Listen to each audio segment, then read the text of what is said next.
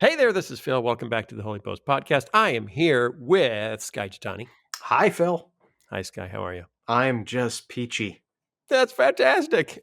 And sitting in today, we have Kaitlyn Schiess. Hi, Kaitlyn. Hi, Phil. How are you? I'm not peachy quite, but I'm good. Are you above peachy or below peachy? I think I'm just a tad below peachy. What? Plum? Okay, but what if we take into account the fact that Skye was clearly being sarcastic when he said he was peachy? No. Are you above or below sarcastic peachy? I'm above sarcastic peachy. Yeah. Okay. I'm glad we got that figured out. Here's the theme song. What's the news that you like the most? Who's your favorite podcast host? If it's breakfast, get your toast. It's Skye and Phil and the Holy Post. Skye and Phil and the Holy Post. And sometimes Christian. Okay, Skye, is there a valid reason for your sarcastic peachiness? I am not sarcastically peachy. I am genuinely peachy. That was so sarcastic. I don't. You can't even say that you're not sarcastic without being sarcastic. No. I am not in the least being sarcastic. I am absolutely peachy. So you're peachy. I'm peachy. You're honestly peachy. Yes, I'm not plummy. I'm not kumquatty. I am just peachy. Okay. Jason, how are you? Do you have a fruit that sums up your current mental state? A little pineapple-y. A little pineapple. So prickly on the outside and tart on the inside? Exactly. And if we cut you up, we'd probably have to throw away about 3/4 of your body weight. Yeah. and my hair is just a mess. Kaitlyn didn't like that analogy. Kaitlyn. You okay, Kaitlyn? It's a little dark. My wife just recently taught me how to cut up a pineapple. And what I learned from cutting up my first pineapples is a whole bunch of the pineapple ends up in the garbage because it's just no darn good, So the same thing is true of a buffalo. You can get a pineapple corer, which makes the whole process a little easier. Yeah, but that doesn't make more of the pineapple edible. That's true. I wasn't complaining about the process. I was complaining about the byproduct. The thing about pineapples, which I always find fascinating, is the bottom part of the pineapple is always much sweeter than the top of the pineapple. Because is this news of the butt? A little bit. All the sweet juices go pool at the bottom. And now that I just said news of the butt, I don't want to hear this anymore. I want you to stop it now. I like the bottom of a pineapple, my friend. Yeah. How do you like your pineapple? Butts only, please. Butts only. Okay. Was it last week? What day is it? Where am I? When was the inauguration? Last week. Yeah. We had an inauguration. So I just wanted to talk about it briefly. And I wanted to ask, what was your favorite part of the inauguration? And you can choose from these two things. Okay. Yeah, this is a multiple choice. It's a Scantron tested quiz. Either your favorite part was Amanda Gorman's poem or Bernie Sanders' mittens. Pick one. That's not fair. Skye? I Amanda Gorman, she was amazing. And I look forward to a long, fruitful career from her where we're going to get lots of other wonderful content. But I have to admit, I indulged myself in Bernie Mitten memes for the next couple days, and I'm still coming down off of that high. Yeah, I really enjoyed that. That was a bit of a high, wasn't it? Okay, Kaitlyn, which one? I'm actually glad you gave us options because otherwise I would have had too many things I would have had to, and then I don't want to be the stereotype that talks about the clothes, but I also would have wanted to talk about that. Probably Amanda Gorman. Yeah. I mean, I appreciated the Bernie memes and I appreciated watching someone who was just sort of like, this is a political process and it's not a fashion show and I'm just here to do the job I'm supposed to do. I'm not really into the pomp. Yeah. I think there's one thing we could say about Bernie, he's anti-pomp. Yeah. I appreciate some of that, but I do also appreciate in like a very low moment for us politically, what we just came out of the insurrection, to have something really beautiful and hopeful and not in like a saccharine way or not in like a kind of like sarcastic way either, but just like earnest. Like this is just a hopeful picture for what we could be. Yeah, I got a little You're teary. talking about the mittens, right? I got I got a little tear in my eye at one point, and I was like, why am I getting emotional at a, because I mean, Biden's speech was perfectly fine. It was perfectly fine. By the way, his but it was actually a speechwriter, little bit dull, and I loved that. his speechwriter is an Indian American guy, Is it and what? Indian American, Okay, and not American Indian. No, Indian. Okay. like South Asian Indian, and he graduated from my alma mater. Oh, So I'm just claiming credit for that entire speech. I don't Augustine. know that that's that important for me to know. Well, but sure, he went to your college. Yeah. Whatever. I found myself getting touched by the speech too, and I was thinking about it afterwards. Like, what is it that's making me sort of emotional here? And I realized that it was a combination of common decency and basic competency. Like that has been vacant for so long that seeing it again displayed on a national platform was just like, oh, okay, we're back. Yeah. I thought what was interesting, and this is not, I am not going to like all of the Biden administration's policies, and I didn't dislike all of the Trump administration's policies. But compare and contrast the inauguration speeches. What I found was so interesting was, Trump's inauguration speech was the American carnage speech. This American carnage, airplanes falling from the sky, the Chinese are eating our lunch. So what I thought was interesting was that Trump was talking about carnage in a state where we didn't have any. The economy was actually doing fine. Unemployment was low. Things were generally okay. And he was talking about carnage. Biden was not talking about carnage when we actually had carnage. We got 3,000 or 4,000 people dying a day in a pandemic, and just a few days away from an insurrection attempt to overthrow the government. So what inauguration speech since, Lincoln's second actually had that much, or, I guess World War II and Roosevelt's, second or third, actually had that much carnage, and yet he was positive and uplifting. In contrast, and it just reminded me, regardless of policy, regardless of platform, regardless of, I know I don't want the Hyde Amendment, but you overturned, it's not about policy, it's about tone. And the tone of the prior president, towards demagoguery, where everything, I need you to be afraid. I need you to be afraid of what's going on in the world for me to do what I want to do. And this time around, I am trying to help you calm down. Even though you could be afraid, even though there's actually reasons to be afraid right now, I want to help you calm down, and we can work together and we can get through this. And just the contrast of, the demagogue to the friendly grandpa is, my gosh, that has a huge impact on how people behave. It's not just words. That's what I'm trying to say. It's not just words. It has impact, because part of the carnage talk was why we ended up racing into real carnage. So I agree with you, Phil, but don't say but, Skye. I have to say, we already did the news of the butt. I just want to remind everyone of a little bit of history here. Oh no! When George W. Bush entered the presidency in 2001, after the very contentious 2000 election in which he and Al Gore, the whole Supreme Court had to intervene and stuff, there was a lot of division.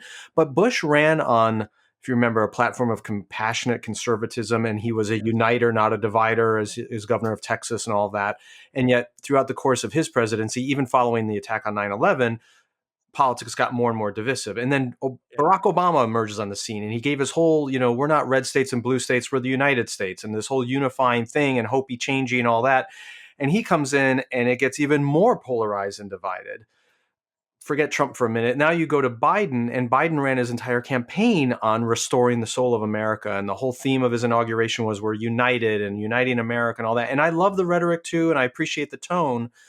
My concern is, like the prior two presidents who ran on a similar message, it's going to only end up being rhetoric. And the system is so hardwired now for this winner take all blood sport kind of politics that it's only going to continue to get worse. I hope I'm wrong. I appreciated the change in tone and, like I said, the competency and the decency that he exhibits. Skye. But I'm not sure we've changed the actual system enough. Skye, you're peeing on my happy feeling. No, I'm just a little peach juice, just some peachy juice. No, that's it all. was not peach juice. That was Pete. Kaitlyn, who's right, me or Skye? I think you're both a little bit right. I mean, I do think that one thing Take a position, lady. Take a position. One point to Phil, I think, would be that it's really impossible to have a cult of personality around a figure like Biden. And there were other more progressive candidates that I think that would be a lot easier with, and that already have that in their own little spheres.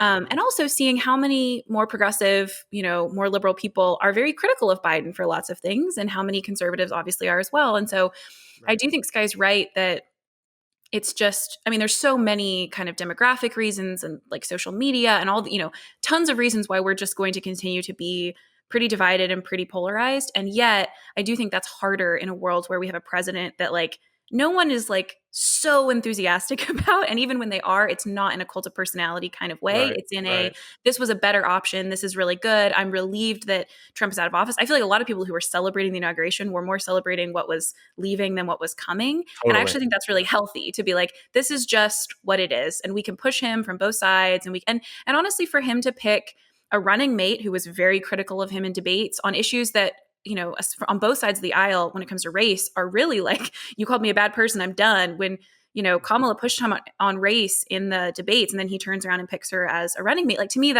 he's someone who can be pushed on both sides and that people aren't going to defend him as a person as like this paragon of goodness and justice, and he will lead us out of a mess. And that's encouraging, at least. Yeah, I don't expect anybody to be carrying Biden flags to storm the Capitol in the next couple of years. He doesn't invoke that kind of loyalty and passion.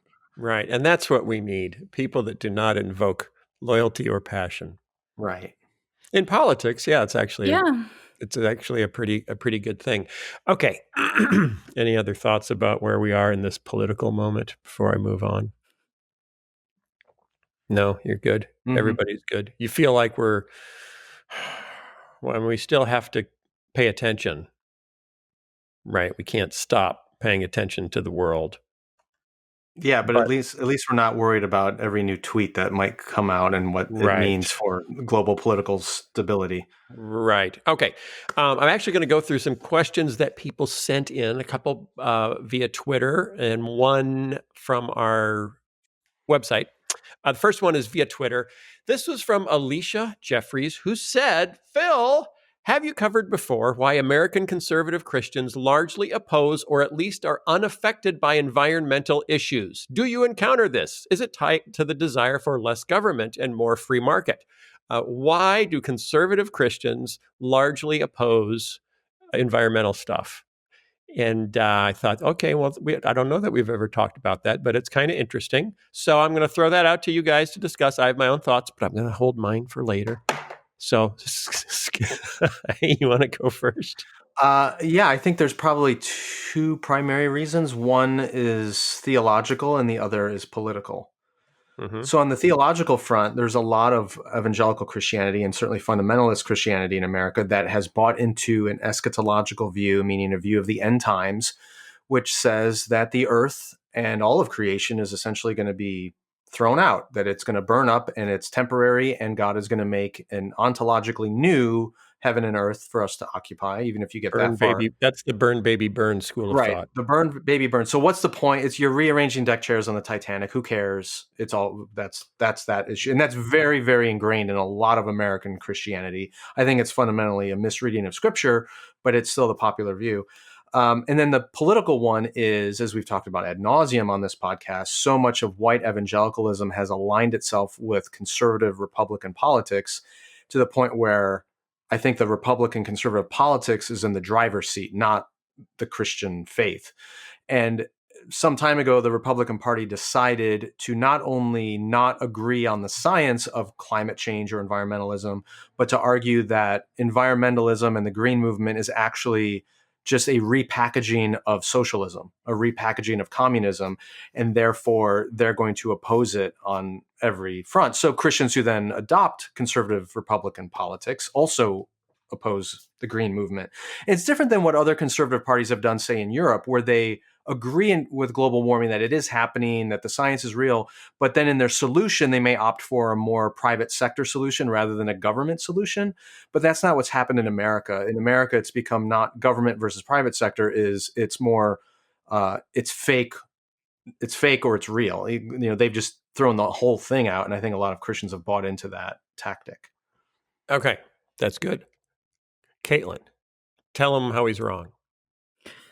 Unsurprisingly, I completely agree with Skye. But do you have more than two, or do you have the same two? That's a point for me. I do think he's right that there's the theological level and then the political level. The thing I would add to the theological level is there's the eschatological part of it, and then there's the misreading of Genesis 1-2-3 of it, where we go, hey, this language of like dominating creation and having, ruling and reigning over creation, we will take that in a very harsh way and just be like, look, all that matters is humans. We're made in the image of God. Everything else is for us to use however we want. And so we'll just do that instead of, realizing that the language in Genesis 1 and 2 is not only of stewardship, but of like representation of God as creator on earth and taking care of the creation he's given. And then interestingly, how the words change from kind of stewarding kind of words, positive connotations of rule, to like the curse language, even of the man over the woman, is like a completely different Hebrew word that's harsher and has more of that connotation of like dominate. And so that's a result of the fall for both among human relationships and our relationship to creation. But we'll kind of go back and be like, look, the story's all about us. And so we can do whatever we want. God has given us this thing, which speaks to, I think, a broader issue where we don't have enough conversations about stewardship when it comes to both environmental issues and financial issues. We think the same way, like God gave me these gifts, I can use them however I want.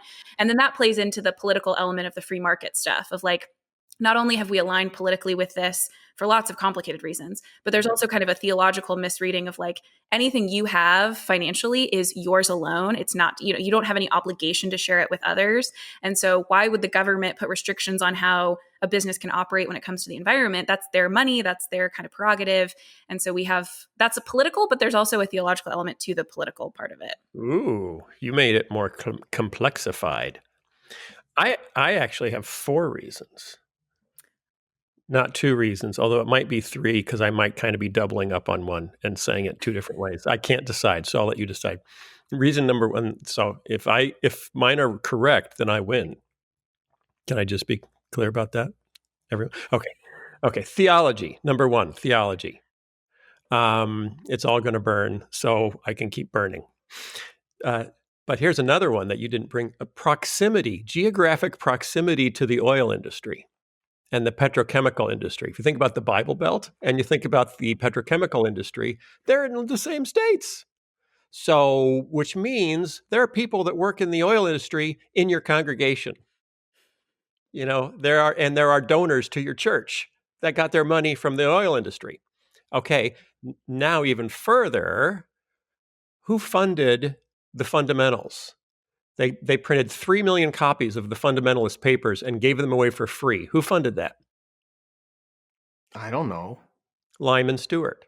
It's in my video, Scott. I forget. I don't watch your video every morning like a devotional. Lyman Stewart. Where did Lyman Stewart get the money to fund the distribution of 3 million copies of the fundamentals? I don't know. He founded Union Oil, Unocal. Okay. He was an oil baron. But this relates to the bigger thing of the who wrote a book about this? I forget. It's about the American evangelical movement always being super tight with business and corporate interests. That's a long-standing century-old thing. Who founded Pepperdine University? Mr. Pepperdine. You're right. Hey.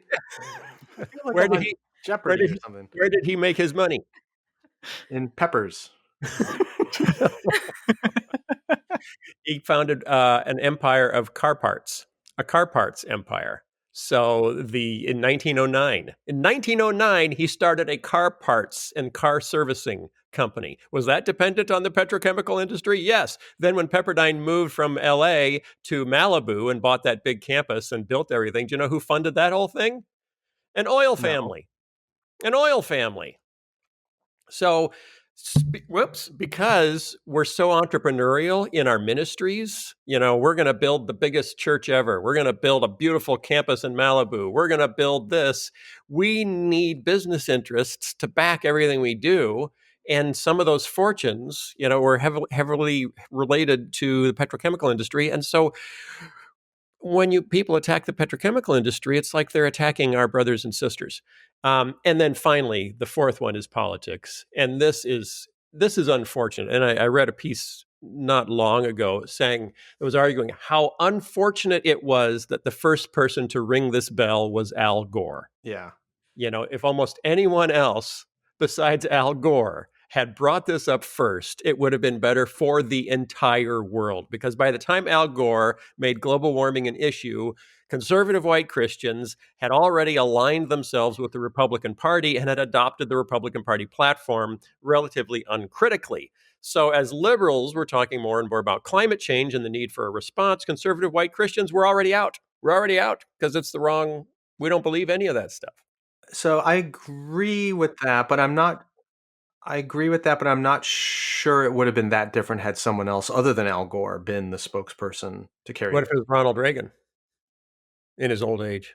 Yeah, but I was out on my ranch. And I couldn't help but notice the lizards are dying. That's not a good Reagan. What do you think Reagan sounds Seriously. like? Well, sorry, can I take another? Do it again. Try it again. Well, I was out on my ranch, and I couldn't help but notice a very sickly polar bear was trying to drink water out of my cowboy hat. That's when he's a little drunk. Yeah. Just a little bit of drunk. And the Alzheimer's. So, okay, I'm just going to move on. The problem is the politics, the way they are functioning in the United States. It used to be we could agree on facts and then disagree on the response to those facts. That's right. But what's changed, look at coronavirus. It wasn't, hey, we have this pandemic going on and the Republicans are offering this solution and the Democrats are offering that solution. It was one side said there's a pandemic that needs to be addressed and the other side said the pandemic is fake news. And same thing with global warming and environmental issues is one side is saying the science says anthropomorphic global warming is happening and the other side isn't saying here's a different solution. It's saying no, it's not happening at all. Right. And we tend to do that with every issue where it's kind of surreal that these completely different universes exist with different facts and realities. So do you think that was firmly in place by the time of Al Gore? I think enough people on the left were pro-green, pro-environmentalism, and this dates back to the 60s and maybe even earlier, that any environmentally sensitive issue that touched on politics was automatically going to be owned by the left, no matter who the spokesperson was. Right. And and on the right, the response wouldn't just be, well, we have a better solution for it. It's going to be, it doesn't exist at all. Right. One thing I learned recently from our friend Kristen Dumais and Jesus and John Wayne was how conservative evangelicals like Jerry Falwell opposed any sort of disarmament. Any sort of nuclear arms reduction treaties, anything that's so it was Catholics and liberal Christians who were saying maybe we should have less ability to blow up the whole world.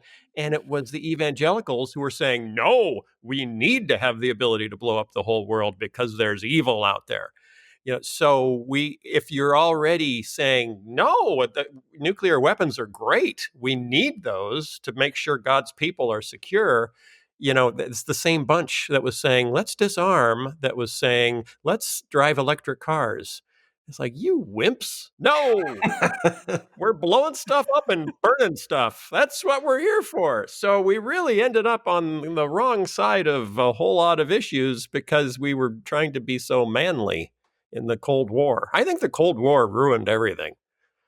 I'm coming to that conclusion. I don't know about you. It's not a bad thank you theory. And we won, which is just so, we won. But now everything is messed up. Kaitlyn, what do you think? Yeah, I hadn't really thought about that part of the like masculine part of it, but that's true too, of like, You dominate Yeah. things and you destroy things, and it's very tree hugger And you feminine drive, of you yeah, to yeah, like, right. And yeah, you drive a truck. yeah. You know, you drive a truck, you have a gun, and what's a nuclear bomb? It's just a gun, big gun. So that's cool. And then if you say I shouldn't have a gun or a nuclear weapon, you're a liberal. And now you say I shouldn't drive a truck? Well, forget about it. Okay. I think we answered that question pretty thoroughly. That conservative white Christians have a huge series of issues that makes it hard to care about the environment. I saw this tweet from a provocative young voice on the evangelical scene from the South, female voice, very articulate, probably is going to win a lot of awards, maybe a Nobel. We'll see how it goes. But she said, I heard a lot about being willing to die for my faith in youth groups from many of the same people who are currently terrified of losing political or social power. It's a reminder for all of us that we might be cultivating a counterfeit courage instead of the real thing.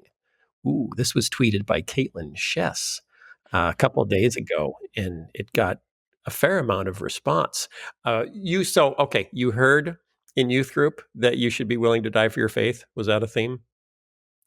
Oh yeah, I mean, I part of my youth group time was in Colorado Springs, not too long after Columbine. So like the idea of Oh, like, would someone stick a right. gun to your head and ask you if you believed in God, what would you say? And Wow. I think people took that theme and ran with it because it's dramatic and romanticized and like, how on fire, that kind of language that was like really common in like youth conferences and stuff.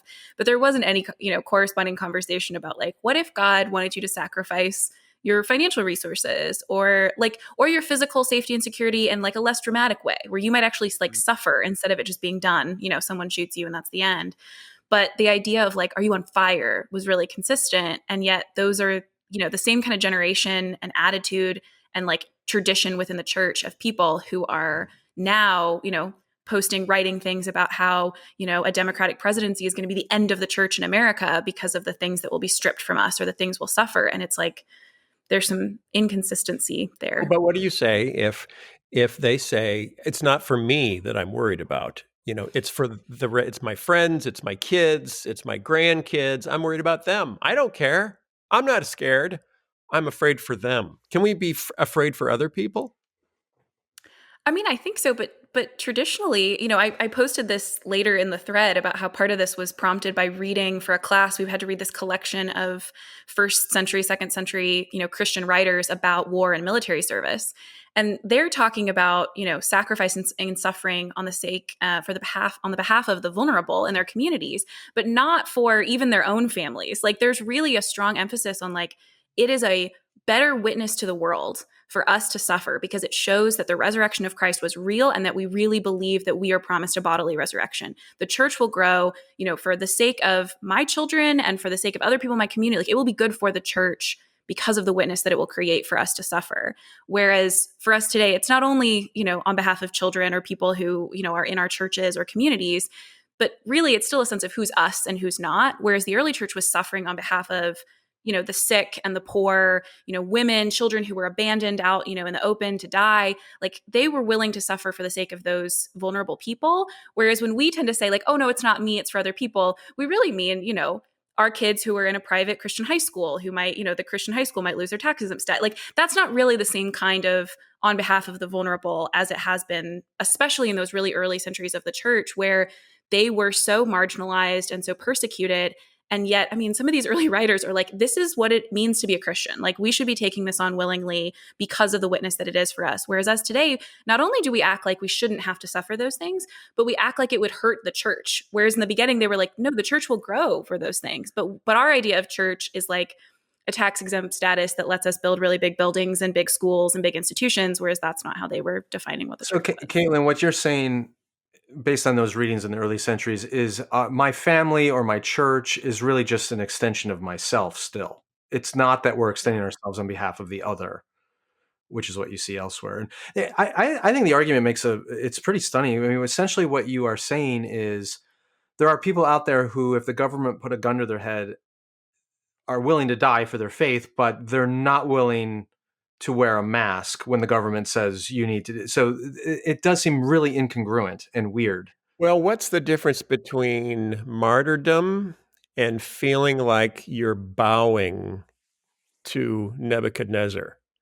Because if you decide theologically wearing a mask is bowing to an idol, or not preaching about homosexuality from the pulpit, or baking a cake for a gay wedding is bowing to an idol, that's different than accepting the bullet. Or does that make any sense? Like you're asking me to give in. Yes and no. Go ahead, Kaitlyn. This was your tweet. Back me up. Well, I was just going to say, I think it depends too. I mean, one, we have to acknowledge like there are right and wrong examples of persecution. So like when someone says wear a mask, I don't think we have to be like, well, could that be or could that not? Like we can be like, no, we have resources, we have our reason and, our communities to tell us like that's not an example of persecution.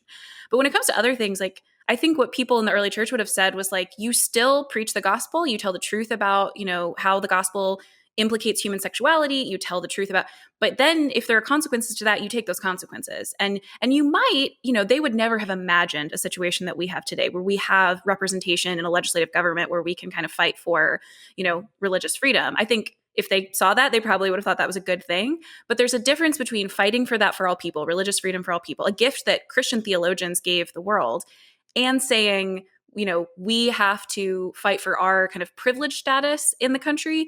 And we refuse to accept any consequences for doing the right thing because we deserve to live unencumbered lives and just kind of do whatever we want. I think early Christians would have been like, yeah, you take the consequences if you have to. If you have to obey God over man when it comes down to some piece of legislation or some restriction that is not, that is against the gospel, you take the consequences. You don't kind of throw a fit about it. Right. Well put. Right. Okay. Last, and if you're not following Kaitlyn on Twitter, you should be because she says some really fun things. We got a question on the website from Sarah Lowe who said, and this was about the episode we did right after the, what was it? The insurrection. Yes, that's what it was.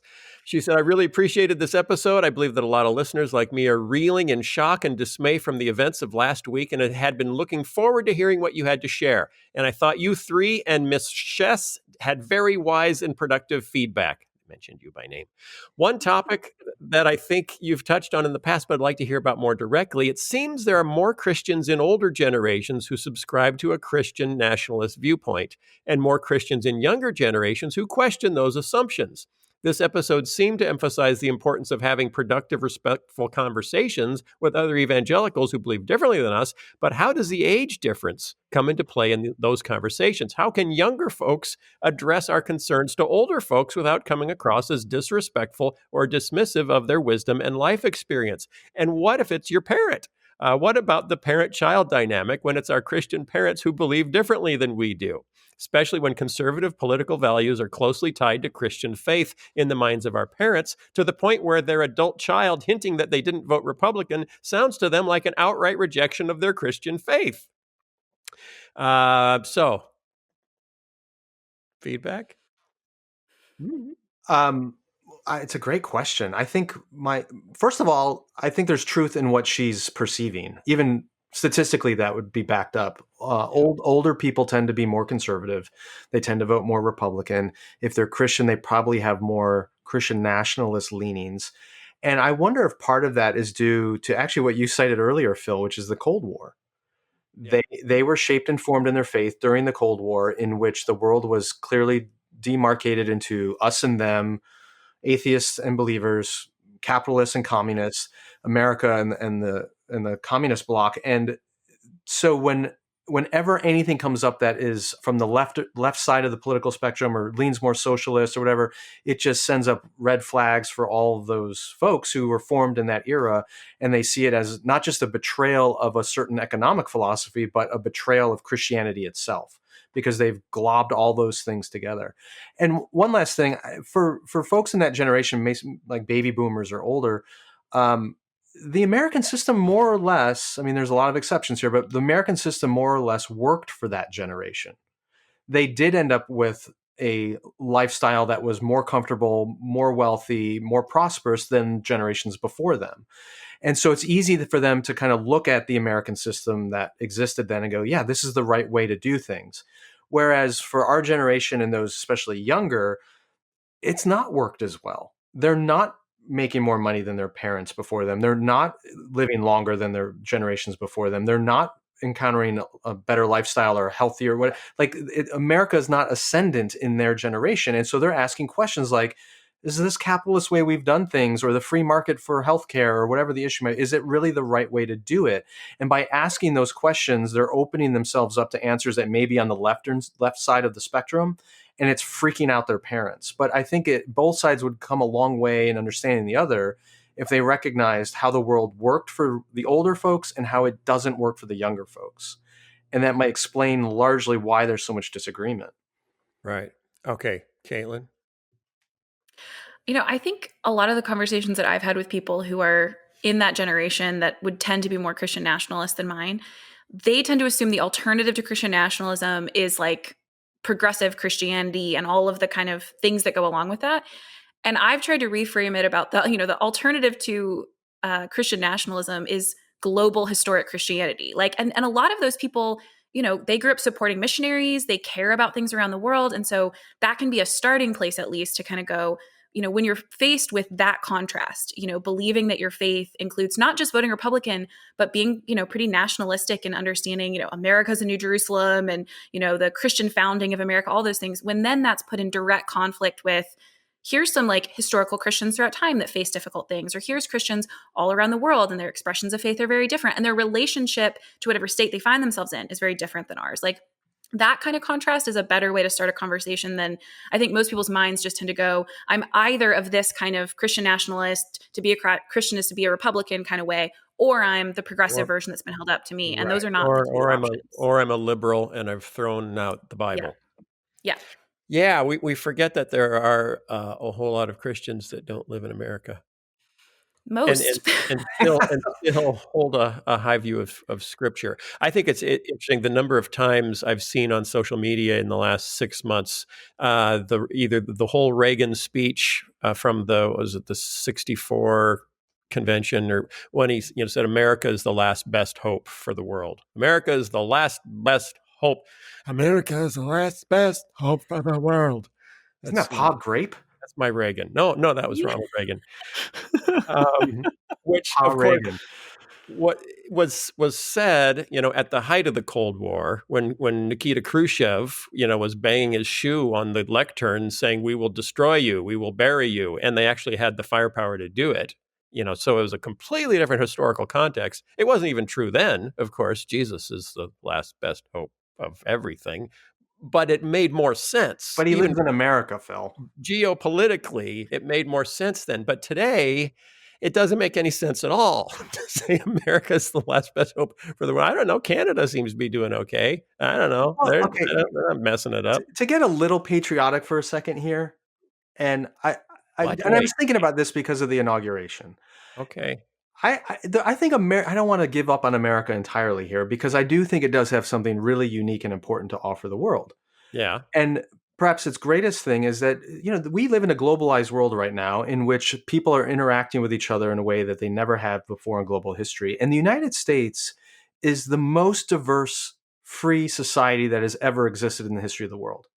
The most racially, ethnically, culturally, religiously diverse. And I don't think that's what Reagan was referring to. I know it's not, but I want to kind of bring his idea forward. And what I would say is, if we here in the United States can figure out how to make a truly pluralistic society function in a way that is generally flourishing for most of its citizens, that does give a lot of hope to the world. And yet, if we can't do that, it doesn't look good for a globalized planet. And so, but in order for America to do that really well, I think before America can do it well, I think the American church has to figure out how to do it well. Because if we, with the gospel and with the Holy Spirit, can't figure out how, as brothers and sisters across those divides, to unify in some way, I don't think we're going to be able to express that on a national level. So I do think America it's a test, it's an experiment, and it's a wonderful opportunity to be Reagan's city on a hill for the world. But we got to go a lot deeper than that as Christians. Yeah. Okay. I still think, have you been to Vancouver? It's pretty diverse. Yeah. It's a pretty diverse place, and they're also contributing to the conversation about how we can live in Totally. diverse, Yeah, I don't think plural. it's only America, but when you look at the size and diversity of America, Yeah. that's unique. So what do we have? What do you think we have to contribute? Honestly, what is our role? What is our special relationship with God, and what do we have to contribute to the world? Well, those are two different questions, Phil. Special No. relationship with God and what do we have to contribute to the world? Same question. No, you got to differentiate those. You don't have an answer? I told you, I think what we have to contribute is can a diverse, pluralistic society be free and prosperous for most of its citizens? Or is it going to break down? And I think the jury is still out. Well, if we could just take back the Congress, I think we can make sure that America continues to survive. But they won't let us in. They tried to stop us from coming in. Kaitlyn, Kaitlyn, what did you think of what Skye just said? And was he right or was I right? I really don't like you two fighting. Like, this is not a fun place for me to be in. You're like a marriage counselor for us. Yeah, I don't appreciate that. I think here's what I think. I think the thing that Skye got right but was missing a little bit, if that makes you both feel good. Oh, I feel good. Is that I think too often white Christians in America in particular look back at our history, and once they see all of the evil that has been perpetuated, especially with the cooperation of predominantly white churches, we stay on that level. And it's really good to spend a lot of time there and to recognize the legacy and heritage that we come from.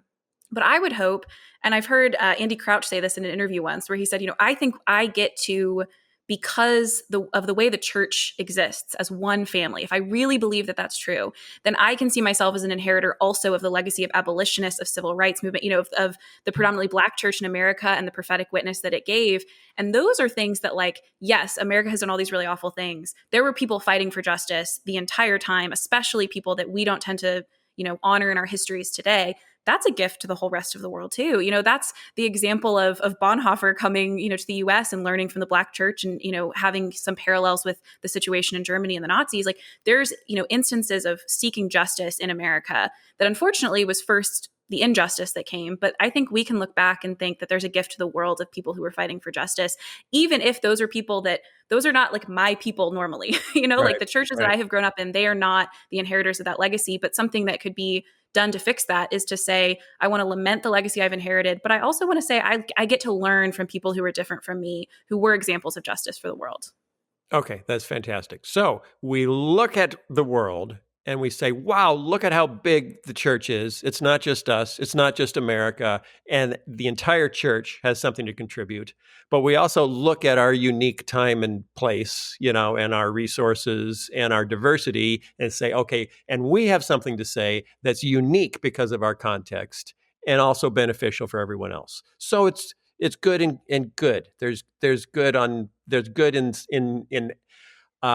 decreasing our perceived specialness, but also maintaining some degree of uniqueness, right? Yeah, I might frame it in the context of calling or vocation. I do think, even though I wouldn't argue America has a special covenant with God or anything like that, I think as a country, we do in a way have a unique vocation because of our history and our diversity and where we are. Like, we can do something good with what we've been given for the sake of the world. And we should.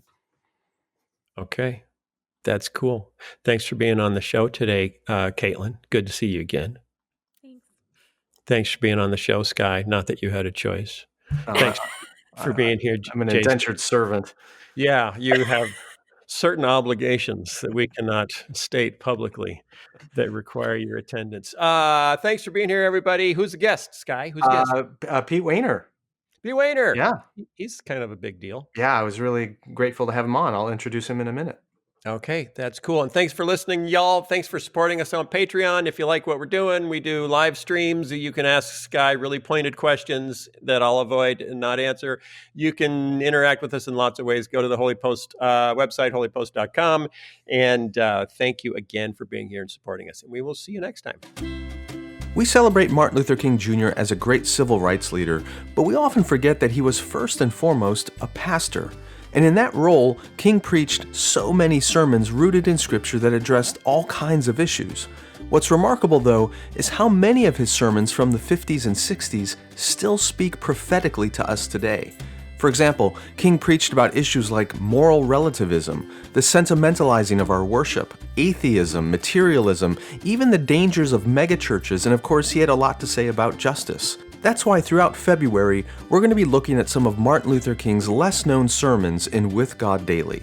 We'll use some of his prophetic words from more than a half-century ago to help us better understand our culture and calling today. You can sign up for the series now by going to withgoddaily.com. A donation of any amount will get you on the daily email list, and you'll have access to the With God Daily mobile app and the audio devotional as well. I write With God Daily 5 days a week, and each devotional includes readings from Scripture and a prayer of the week from church history. The depth and thoughtfulness of With God Daily is why it's the daily devotional for people who hate daily devotionals. So don't miss this new series about Martin Luther King's preaching, and sign up at withgoddaily.com today.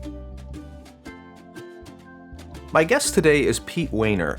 He's a vice president and senior fellow at the Ethics and Public Policy Center, but you've probably encountered him more often through his opinion writing for the New York Times or as a contributing editor for the Atlantic magazine. You may also have bumped into him in other places, including Time Magazine, The Wall Street Journal, Washington Post, or even Christianity Today. And he appears frequently as a commentator on MSNBC, CNN, and Fox News. Pete Wehner is a conservative, he's an evangelical, and he's a Republican who's been in Washington, D.C. since the Reagan administration and went on to then serve in the George H.W. Bush administration, as well as the George W. Bush administration, as well as several presidential campaigns. Since 2015, though, he's also been an outspoken critic of Donald Trump, and more importantly, the way that so many white evangelicals have blindly supported him. His articles and editorials have been among my favorites in this era. He's been a voice of sanity and faithfulness, and because of that, I've wanted him on the Holy Post for a long time. And now he is. So here is my conversation with Pete Wehner.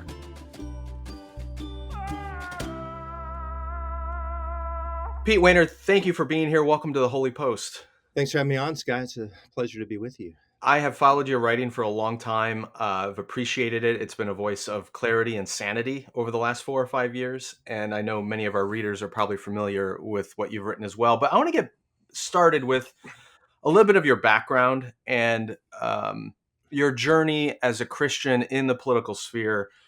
When you first entered into politics, how did that factor into your faith? Was it a side issue? Was it central? Was it just something you tried to incorporate into it, or how did you conceive that? What time frame was that too, to give us some context? Yeah, it's a great question. I'll answer it, and then I'll loop back into my own journey. I would say that it's a little bit like if you dropped dye into a glass of water. It sort of touches everything, and there's not a clear demarcation. And so I'm not sure from my very early journeys into politics, I was a practitioner of politics. Um, I suspect that faith influenced me in ways that were unconscious as well as conscious. Because at some point, if in my experience, if you're a person of the Christian faith, it just identifies who you are, and it becomes hard. I thought before, what kind of person would I be? How would I think if I were not a person of faith? And I'm not sure that I know the answer to that question, because I think it's just woven itself within me so much. There's no question that at certain moments and certain times that I have asked explicitly, um, when it comes to public policy or some other realm, as a person of faith, what should I do, or is there a biblical ethic that should inform this judgment that clearly pushes it one way as opposed to another? So that happens as well. I've always been a person who's been wary of connecting the dots between Christian faith and public policy, for a variety of reasons. Honestly, one is I don't think the Bible is written that way. It wasn't meant to be interpreted that way. Second is the Bible is often contextual. So it was written for a particular time and particular circumstances, and different times require different responses. Third is a kind of epistemic humility, I suppose, which is a sense that while metaphysically God undoubtedly has some position, I suppose, on every issue under the sun, our capacity to discern what that is very limited, and it's so shaped by our own experience, our own background, the community that we're a part of, that it's hard to know. And in addition to all of that, in my experience in government, what you find out, at least if you're honest in these enterprises and not terribly ideological, is that there are responsible people on different sides of an issue. So if you're in a White House and you have a debate on a certain issue, education or welfare or something else, you have smart people arguing different sides of that policy, and it requires discernment, among other things, to try and figure out what's right. But it's not always self-evident what the right thing to do is, and it's certainly not always self-evident what the right Christian thing to do is. In terms of my own journey of faith, just quickly, I didn't grow up in a Christian family. I grew up in Washington State, east side of the state, town called Richland. I was born in Dallas, but we moved when I was young. I don't really have a memory as a child of attending church. I think it was between my junior and senior year, I began to explore Christianity through a sort of intellectual and cognitive approach. My best friend, Brad Shannon, and I did. My sister, who's 5 years older, had gone to University of Washington. She came back that summer to do an internship at a church. So I remember having this notepad from my dad's work where I had jotted down all of these questions about Christianity. How could it be true? How do you explain suffering? I mean, all the obvious questions and probably some non-obvious ones. And Patty was very helpful to me. She's very intelligent, informed. She had on her own become a Christian, not part of our family system. And that began the journey. And then she connected me with a pastor who I'm still in touch with, Carl Kopic. Carl was, I think, an intern at, or was at least was working at Westside Church there. And he began a Bible study in Romans, of all books, with me, even though I didn't have a background in Christianity, and Brad and one other friend. That started the journey. I went to University of Washington. I got connected with University Presbyterian Church and a very influential figure in my life, Steve Wehner, who later became president of InterVarsity and president of Columbia Theological Seminary. So Steve personally became very important to me. I went to him with some personal matters because I trusted him. And he was also a person intellectually, and his character I admired tremendously. And so Steve informed my faith. And after that, it was just it was a journey filled with different churches, different denominations, different people, different life experiences. I'm now married and have three children. All of those things have gone into shaping my faith. So your time in D.C. dates back to the Reagan administration and then Bush 41, um, which was kind of the era in which the religious right was really coagulating and forming some power structure that would influence later administrations. As you saw that, particularly on the conservative end of the political spectrum, was there ever a moment where you looked at this growing marriage between the Republican Party and white evangelicals, and you saw a red flag, or you thought, this could be dangerous? I mean, a lot of people are talking about that in the Trump and post-Trump era. When did that first strike you as a dangerous marriage of convenience? Yeah, it's a great question. It actually struck me as a dangerous marriage of convenience even before I joined the Reagan administration. The first piece that I ever had published anywhere was a letter to the editor of the Tri-City Herald. It was it was shortly after Reagan's election in 1980, and there was a person whose last name was Mays who had written, I think he himself had written a letter to the editor uh, identifying Christianity with the white evangelical agenda. The issues that I remember were the Equal Rights Amendment, gun control, standing up against communism, and several others. And in my letter, I said that I remember the last line. It was something to the effect of Jesus Christ lived and died for all people, Republicans, independents, and conceivably maybe even a few Democrats. But the thrust of my letter was you can't do that. You can't conjoin faith with a single political party. When I was in the Reagan administration, I was working for William Bennett. I was a basically a kid as a speechwriter for Bill, who was Secretary of Education under Reagan. And he actually did a criticism of Pat Robertson. I think this must have been 1987, 86, maybe 86, 87. And it was based on a fundraiser that Robertson sent out that said, "The Christians have won, the Christians have won." And Bill, who was a real kind of rock star in the conservative world, encountered some criticism for that. I very much agreed with it. And I wrote things, including in the 1990s, wary about this conflation, not just of conservatives and Christianity, but any political faith in Christianity. So I was dispositionally, I think, always wary of it. Malcolm Muggeridge was an important figure in shaping my own views.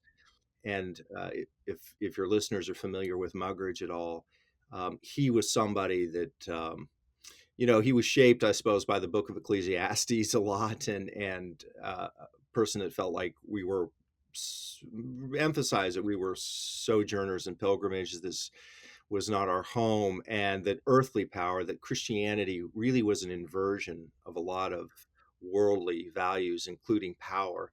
So I think all of that went into shaping me in terms of my own temperament, my own outlook, and my own theology. So I was wary from the get-go and expressed things when I began writing myself, even in the 90s. So I've read a number of pieces from you over the last couple of years, both in the Atlantic and the New York Times, and your latest one is kind of it's almost a greatest hits of what you've been writing for the last couple of years, explaining how it is that a lot of white evangelicals came to be such strong supporters of Donald Trump and remain still largely supportive of him, even in the events of the last couple of weeks. Let's assume that, and I think this is accurate, that Donald Trump is not an anomaly that appeared out of nowhere in 2015 when he came down that escalator.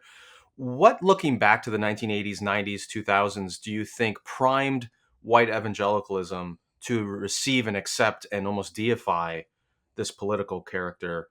A lot of people got sort of whiplash. Secular journalists and pundits were like, wait a minute, I thought these were the character counts people and the ones who came after Bill Clinton for his failures. Why are they supporting this guy?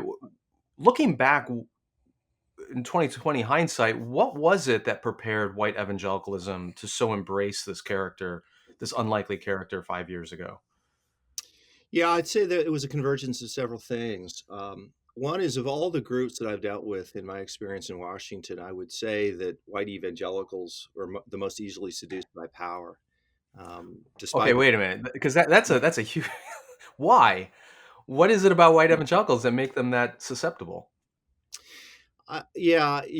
By the way, Chuck Colson I think this was in the early 1980s, wrote a piece in Newsweek, if my memory is right. This was after Colson had left the Nixon White House. He had been, for your listeners, a real hatchet man for Nixon. Was a brutal aide. It was said of Colson that he would walk over his grandmother's body in order to do anything for Richard Nixon. He had this conversion experience where he wrote the book Born Again.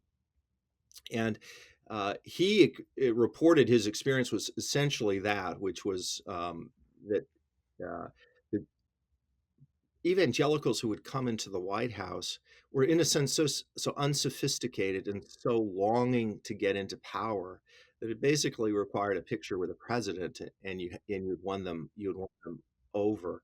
I think there is a sense in which my friend David Brooks describes some evangelicals that he's come across as having a moral superiority complex and an intellectual inferiority complex, which is a bad combination. And I think on the intellectual inferiority complex, there's been this longing to be accepted in the eyes of the world, to be credentialed by the world. There's almost a feeling like kids with their face and hands pressed up against a glass window into a toy store or a candy store, just longing to get in, longing to be accepted by the world, to have prestige, to speak at Harvard or to speak at Stanford. I think that probably goes back to its roots, of evangelicalism, the Scopes monkey trial, the feeling that there was an anti-intellectualism within evangelical world. and wanting to be taken seriously on those grounds. I think also that there was almost a baptism of power, a very, very tricky territory, which is to think that what these people were doing was not not because you were representing a labor union or an education union membership, that you were doing the will of God. And so you take this human longing and this the arrogance and pride and ambition that all people, particularly people in politics, have, and you overlay that with a kind of baptize it, sanctify those motivations, and say, well, this is what God wants. I think that can be a dangerous motivation. And then one thing which I think has really surged forward in the last several years, but was evident even back then, was a kind of siege mentality, and a tremendous amount of fear of what would happen if the culture or politics turned against people of faith. Now, some of that's a racket, honestly. I mean, so you've had people playing on that all the time. You get it in the fundraising letters. Cal Thomas co-authored a book, Blinded by Might. I think this was back in the 1990s. He had worked for the Moral Majority. He talked about that. So this is not a state secret that playing on fear has been a money raiser for Christian organizations. But I think among people who are not connected to those organizations, and I've seen this um, in the extreme over the last, well, really during the Trump era, which is this apocalyptic mindset, this almost existential fear that if Trump lost, if Democrats won, if liberals and progressives got into power, if this Supreme Court nomination was lost, basically the country would end, or the country as we know it would end, and their lives would be under attack and their families would be under attack. Now, in saying that, I think there are worries, particularly if you're a conservative person of the Christian faith, from progressives. There is a hostility within the progressive movement. We've seen it in California with efforts to shut down InterVarsity several years ago, and especially in the area of sexual ethics, to try and bend or break in Christian institutions that don't abide by the contemporary Christian ethic. So I think a lot of those things just came together, and Donald Trump embodied for a lot of evangelicals a feeling that there was not an affinity to him on a faith level, and they didn't necessarily respect him as a human being. What they respected, in my experience, is that they were what they referred to as a fighter, that he would bring a gun to a cultural knife fight. And the notes that I got, even during the 2016 campaign, were something of the effect of, Mitt Romney, George W. Bush, John McCain, they may be better people than Donald Trump, but they're too gentle. They're not tough enough. They're not mean enough. They don't really understand the nature of this fight or the nature of the viciousness of the opposition. And that's how this view of Trump as a kind of Cyrus who would protect Christians, I think, came into being. Okay, so that analysis is similar to what I've heard from some other folks. We've had John Fia on the program numerous times. He's a historian from Messiah College. He's done pretty good analysis on this stuff. But so here's the part where I'd love for you, as more of a political thinker, to explain something to me. Back in 2016, Trump got approximately 63 million votes. And obviously, white evangelicals were a huge percentage. I think 81 or 82% is the figure that came out of white evangelicals supported him. I assumed that over the course of the 4 years of his presidency, given the thousands and thousands of lies he told, the corruption that was evident in his administration, the impeachment, the incompetence, just go on down the list of all of the failures of his presidency, and then add on top of that the bungling of the pandemic and all the things related to that, I assumed that some portion of that 81% of white evangelicals would say, enough's enough. We can't support this again. We may have held our noses in 2016, but not this time. Not that I was necessarily expecting them to vote for Joe Biden, but it was kind of shocking to me, to be honest, that in 2020, Trump got 74 million votes. He got 11 million more votes than he did 4 years ago. What's your best explanation for that? Yes, it is a puzzle. I think, by the way, that he got many more votes, as you say. I think Trump got yeah, 10 million or so more votes than in the past. His percentage of the evangelical vote actually went down some, but not Slightly. Right. not significantly. And I think honestly that had more to do with Joe Biden not being Hillary Clinton than it did for many people flaking off because of Trump. But yeah, it's an insightful question. I think the answer is that you were probably viewing it through maybe the wrong the wrong lens. And let me explain what I mean by that. I would say that the person who has helped me understand politics the most in the last 10 years has been a moral psychologist, Jonathan Haidt, who's now Yeah. at NYU. Fantastic. Yeah, I love his stuff. And John is a good friend of mine. He wrote a book called The Righteous Mind. He used to be at University of Virginia. Mm-hmm. And John has explained to me a lot about human psychology, which I think is key to understanding how we operate much more than I thought, and not just in the realm of politics, but in the realm of theology too, and every area of human life. I think what happened with the Trump experience and what it showed, it was a kind of CAT scan for the white evangelical world, and a CAT scan for a lot of people. But in terms of the white evangelical world, there's something that social scientists refer to as affective polarization, which it seizes this country today. And what that means is that what draws you to the particular tribe or party loyalty that you have is less affinity for your own side than hatred and fear of the other side. And that is what characterizes both sides, certainly both extremes now, which is a deep antipathy, even a hatred and tremendous fear for the other side. And I think what happened with Trump, and this is in my own anecdotal experience because I'm in touch with a lot of Trump supporters because of my own history as a lifelong Republican and conservative, is they were reacting time and time and time again to the criticisms of Trump, feeling that the mainstream media was biased, that they were, as Trump said, fake news, and that the assault on him was an assault on them. And when you feel like the leader of your tribe is under assault and your identity is so deeply tied to that particular tribe, you respond by protecting the person under assault. Your capacity to make distinctions, moral distinctions, I think to be troubled, revolted by certain transgressions, moral or ethical transgressions, are overwhelmed by that sense. And beyond that, because we all suffer from confirmation bias and motivated reasoning, people went in, they decided they were going to support Donald Trump, and they went in search of every explanation that they could to justify him, policy-wise and otherwise. So it was partly Supreme Court nominations on the positive side, and partly we love you for the enemies you have made on the other side.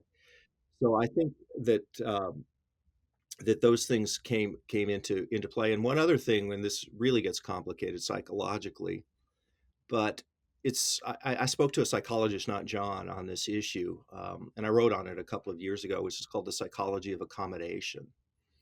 And so what happens? Let's say you're a Christian evangelical and you've supported Trump in 2016 because you thought, between him and Hillary Clinton, that would be the better thing for the good of the country and for the causes that you care about. And as Trump got worse, people faced internally the sense of cognitive dissonance, which is, I voted for and I've been supporting a person who's a moral monster.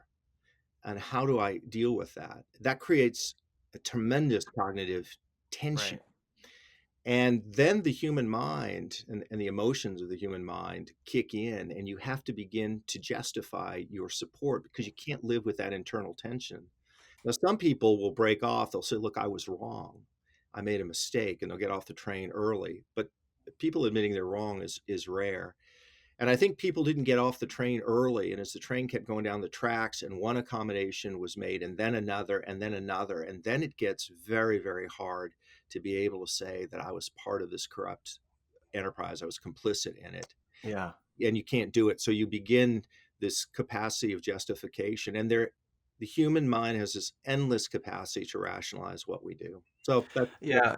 what I've got. Anne Applebaum, who's written quite a bit for The Atlantic, has talked about this, and she studied those who accommodated communism and crazy regimes in Eastern Europe, and why would seemingly good moral people go along with these things. And then she applied it to what's happening in America today, and it's quite frightening.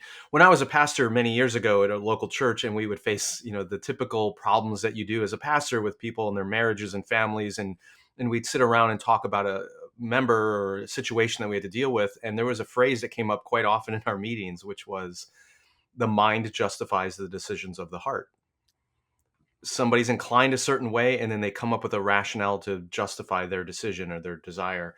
And it seems like we're doing that on a national level at this point. Yeah, that's a Okay. helpful phrase. Thanks. I'll remember that one. I thought, throughout the last 4 years, there were times where I was, okay, this is it. This is when the fever is going to break. This is when some of those who've been enabling Trump, particularly other Republicans in Congress, in the Senate, in the House, in the media, this is going to be the breaking point where they say enough is enough. And so few of them ever came to that point. But I thought for sure January 6th, with the MAGA attack on the Capitol, the insurrection, that this was going to be when members of Congress are actually physically at risk for their lives because of this crazy mob. This was going to be the turning point. But it feels like the window of opportunity for the Republican Party to renounce Trump and shed this guy from their ranks, that window is, maybe it's closed completely already. Can you, to your best ability, explain why current congressional leaders, McConnell in the Senate and others, other than Mitt Romney, why they are still sticking by this guy when his Twitter handle's been taken away? He doesn't have that weapon to bludgeon them with anymore. He's not in office. Isn't this the perfect opportunity for them to say, we're done with this guy. We want him out. We're going to impeach him. We're going to remove him from ever having federal office again. And we can move forward as a party.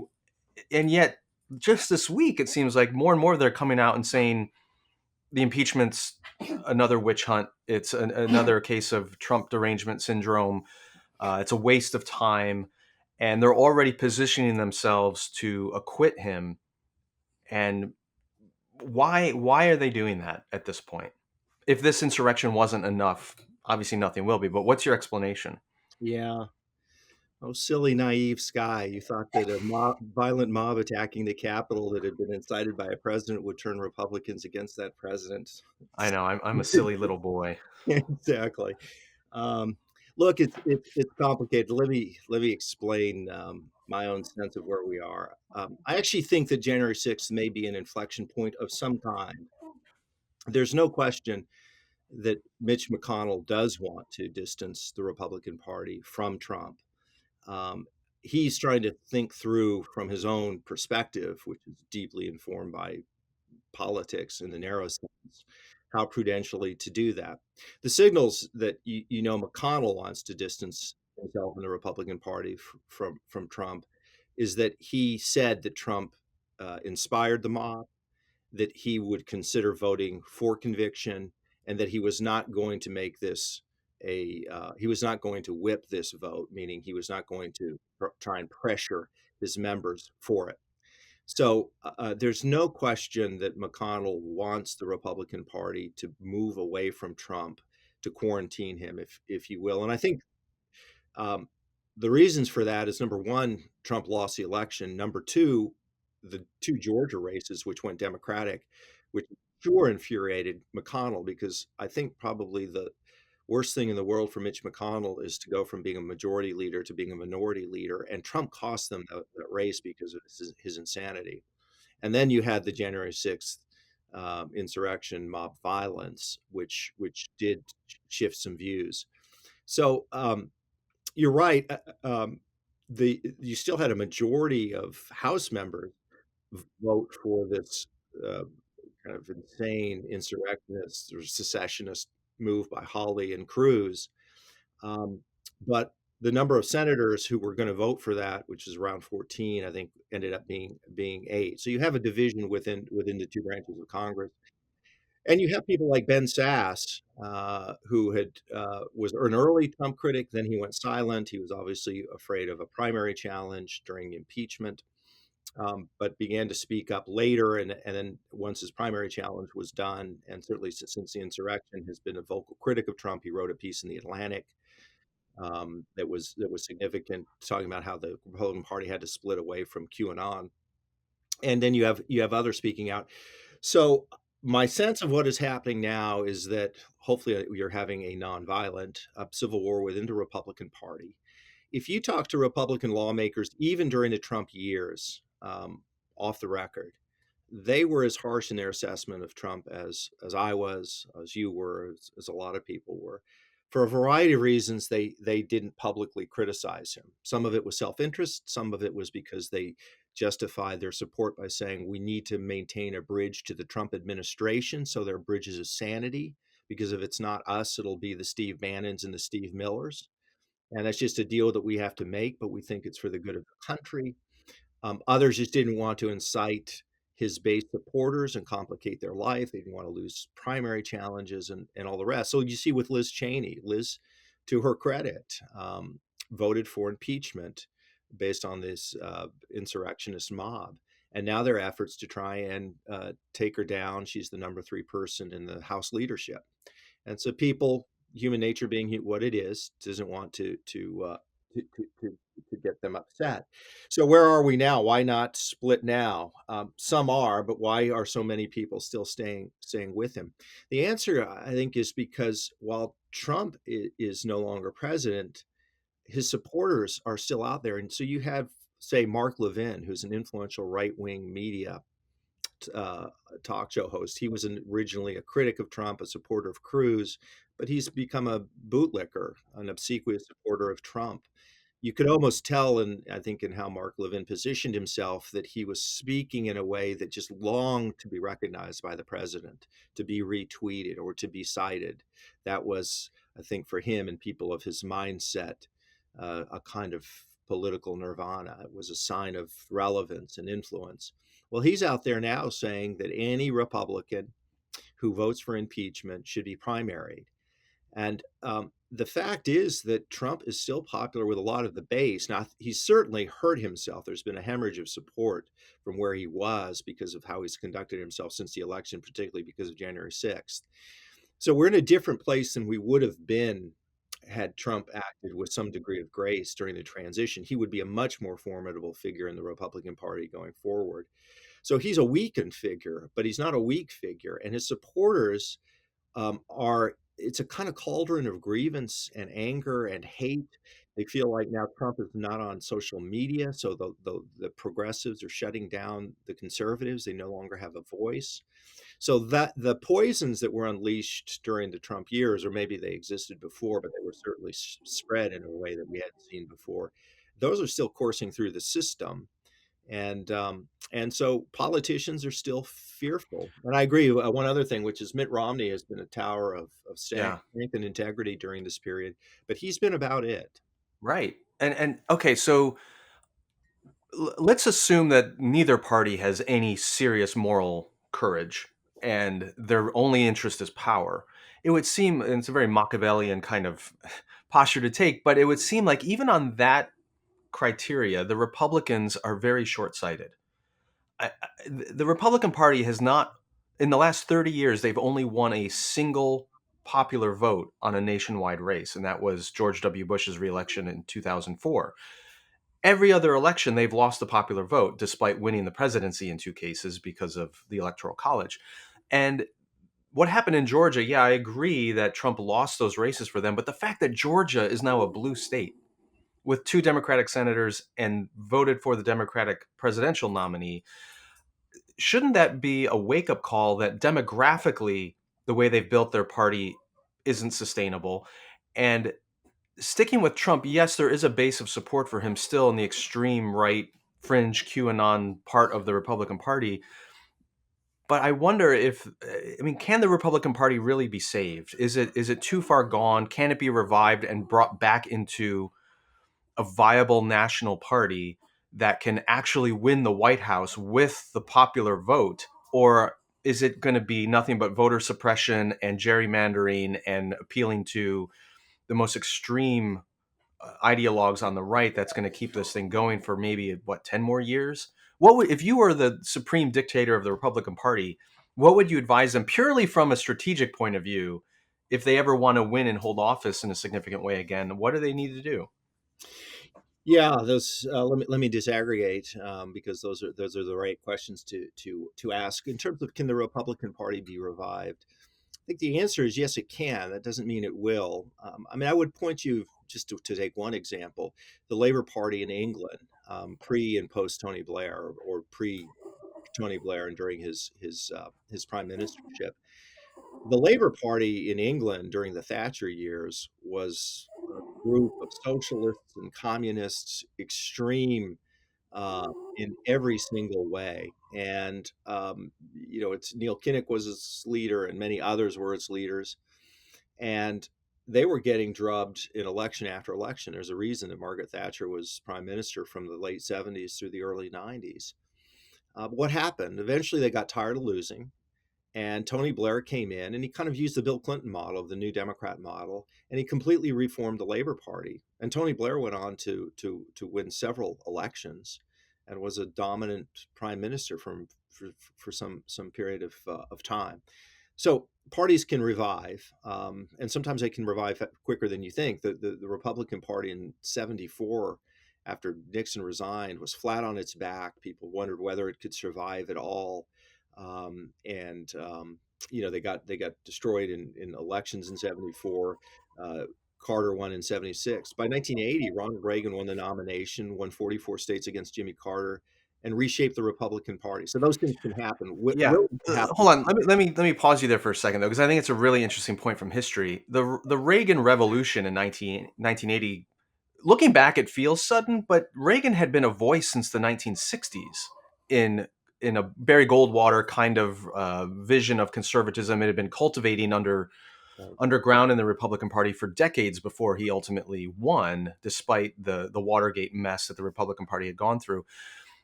And after Mitt Romney's loss in 2012, there was the famous autopsy where the Republican Party said, we're kind of tired of losing. The demographics aren't on our side. What do we need to do? And they wrote up this whole paper about what's it going to take to be a national party that can contend. And then Trump comes along in 2016 and basically throws all of that out the window. And here we are in 2020 or 2021. Republicans are out of power. They got trounced in the general election. They lost the Senate. They've lost the House. But what I'm hearing, and maybe I'm just not in the right circles, but I'm not hearing Republicans who are in power saying, hey, we need to reform, we need to change, we need to adapt. What I'm hearing is we need to get voter suppression back in the works, and we need more gerrymandering, and we need to stop the steal and basically dismantle the structures of a democratic society if we're going to hold on to power. They're not saying we need to rethink our stance on immigration and all these other issues or healthcare. So I'm just not seeing the evidence that this thing's turning around anytime soon, when they seem to be really doubling or tripling down on Trumpism rather than the autopsy from 2012.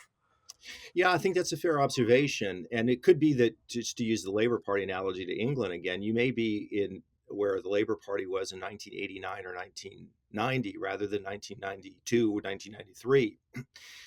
It doesn't, I'm not predicting that the Republican Party is going to turn around this cycle.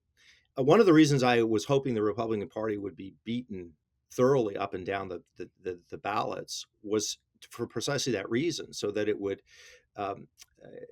accelerate the detoxification of the party. The reality is that the Republicans won 10 House seats this term in the 2020 election. They did reasonably well in the Senate. If Trump hadn't gotten insane at the very end, they would have controlled the Senate. They actually made gains in state legislative races. Right. 2020 did not feel like a repudiation of Trumpism.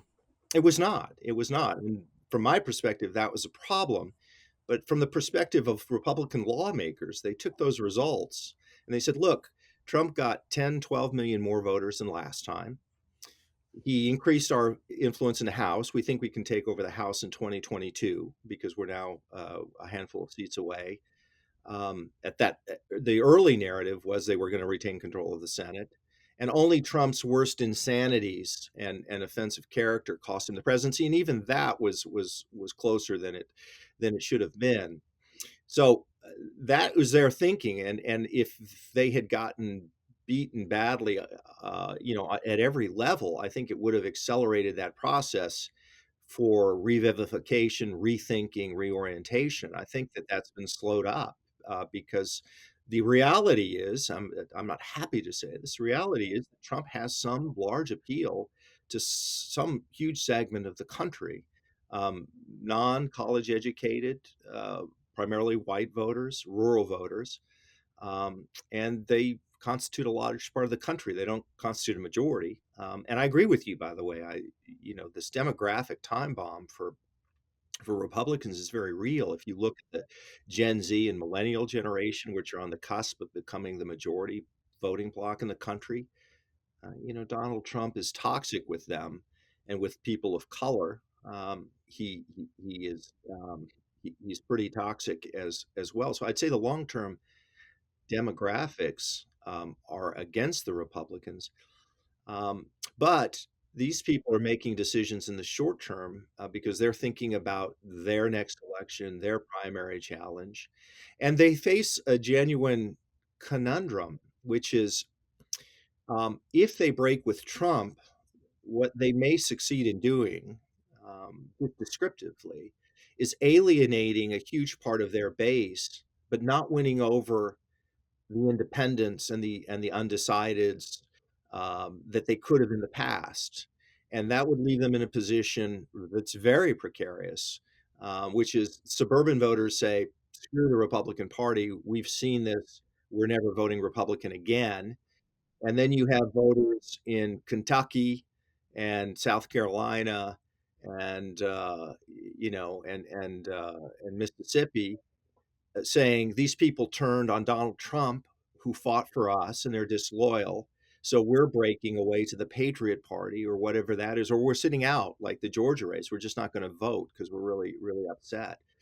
And then the Republican Party really shrinks. And I think that's what's facing people in the Republican Party, like McConnell and like John Thune and like Ben Sass, and you can go through all of them, which is they're trying to think through how do we navigate these waters that we can offer a bridge or an on-ramp to the Trump supporters to come back to a principled conservative party, but to do it in a way that they don't feel like they're under assault or they're being dishonored or they're being laughed at.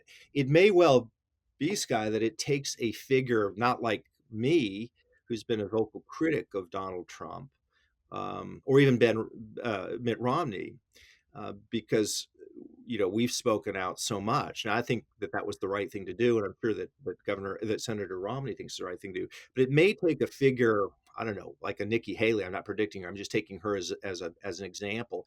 Somebody who was in the Trump orbit that the Trump supporters trust enough, who can find a way to pull them up. Or it may be that there's some person that we really haven't identified, a kind of Barack Obama out there, the Republican version, who can come in and through the power, force of personality and rhetoric and policies, create a new movement within the Republican Party. I mean, I'm going to do what I can to try and help the Republican Party become a principled, conservative, modern party. But it's an uphill struggle. But we're in a better place, in my estimation, from a Republican perspective, and really from the perspective of the nation, because I think the nation needs a healthy Republican Party. I think it's good. It's for the good of the whole. We're in a better place than we were 2 months ago, because 2 months ago you had the entire political class and the base of the party aligned with Trump. And now what you're getting is a bifurcation and a breaking of the political class with Trump, and they're trying to figure out how to do that. The problem is that much of the base is still on board with Trumpism. And that, to me, that's the pathology here. Yeah, I going back to your earlier point, I worry that this revitalization of the Republican Party, the detoxification of the Republican Party, isn't possible without a significant reformation of conservative media. The Mark Levins, the Fox Newses, the Sean Hannitys, the Rush Limbaughs, they're the ones who I feel like for years and years before Trump came on the scene, were really priming the Republican base to receive a figure like this, and they're still aligned with it. And then number two, I kind of worry that the Republican base has now, it's gotten its taste for blood. It's like a lion that has had man flesh, as they would say, and now it's a rogue lion that just wants more of that. It can't go back to being a normal animal anymore, a normal political creature. It has to have this warfare mindset, and I don't know how you pull them back from that. And even if you do, you're still facing the demographic shotgun, right? Which you mentioned that's coming at the Republican Party. Okay, we are about out of time, but Pete, if you'd be willing to stick around for a few minutes, I'd love to record an extra little conversation for our Patreon supporters about what you observed in the inauguration, which you wrote a little bit in your most recent column in the New York Times. But Pete Wehner, thank you so much for joining us and for your perspective as a lifelong conservative and Republican, to give us your insights into how the party got to this place and where it might go in the future. Really appreciate your time. Thanks a lot, Skye. It's been a pleasure to be with you, and I hope we can have a conversation again, and I hope it'll be better time for the white evangelical movement and the Republican Party and the country as a whole. Likewise, and you're welcome back in the Holy Post anytime. Thanks for joining us. The Holy Post podcast is a production of Phil Vischer Enterprises, that's Phil's company, and Sky Pilot Media, that's Sky's company. Production assistance by Julie Betcher. Editing by Jason Rugg. Help us create more thoughtful Christian media by supporting us at patreon.com/Holy Post. Also, be sure to leave a review on iTunes so more people can discover thoughtful Christian commentary plus ukulele and occasional butt news. Visit holypost.com for show notes, news stories, and more.